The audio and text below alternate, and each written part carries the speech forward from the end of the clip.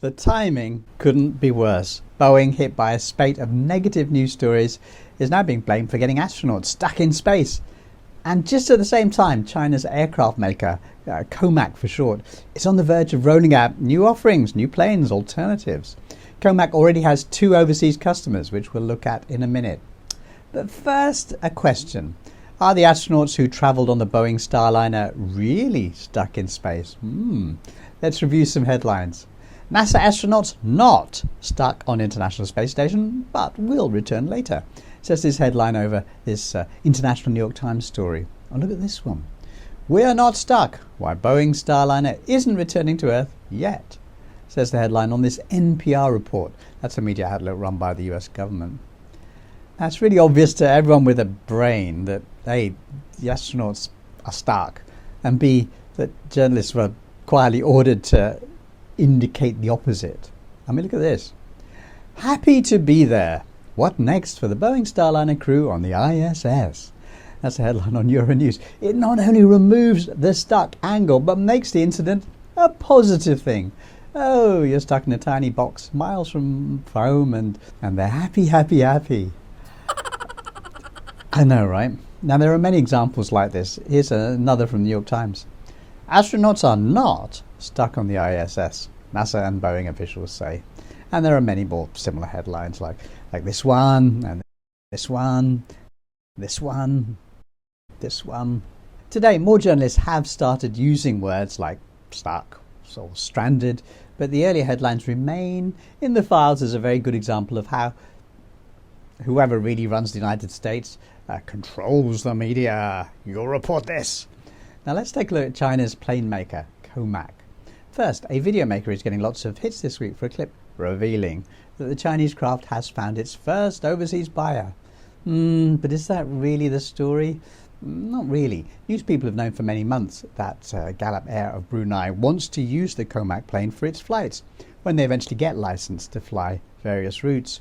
Also, Galap Air is owned by Chinese investors, so hardly counts as an independent vote of confidence. More significant is the fact that an Indonesian airline called Transnusa has already started operating 2 ARJ21 aircraft. That's another plane made by China's COMAC. And even more significant than that is the fact that European officials visited China last month to certify the C919 to land in Europe. Now, that process is ongoing and will take many months, if not a year or more. But these are the real steps to COMAC planes becoming part of the menu of aircraft from which buyers can choose.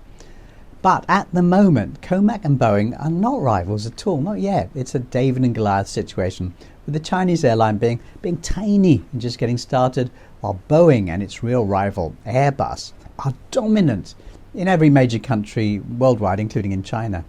Now, this pic shows an Air China Boeing 787 alongside China Airlines Airbus A350. What will really happen is that the Chinese-made aircraft will grow within China and Asia, while the rest of the world will continue to use Boeing and Airbus aircraft until the situation changes. But that change could be speeded up if Boeing's reputation is damaged, which is why everyone's taking no risks with the astronauts who were sent up to the space station by a Boeing transporter. And that's why there was so much spin on that story. Stuck? The astronauts aren't stuck. They're happy, happy, happy to be there. Meanwhile, behind the scenes, the US has been taking a needlessly adversarial angle for many years. In 2021, it proposed that the US and EU stop fighting over aircraft tariffs and gang up together against China's rise. I have no idea why they have to be like that. They already have the biggest economy in the world. China is a developing country, and that means it needs to develop, right? Why would they be hell-bent on stopping that? China still has hundreds of millions of poor people, right? Anyway, no one expects rational, fair-minded behavior from whoever is running the United States. And we all know it isn't Joe Biden or Kamala Harris. But what we can all hope for is the rise of a safer, fairer world that gives everybody more choices, including people in Asia, people in the West, people everywhere. Peace.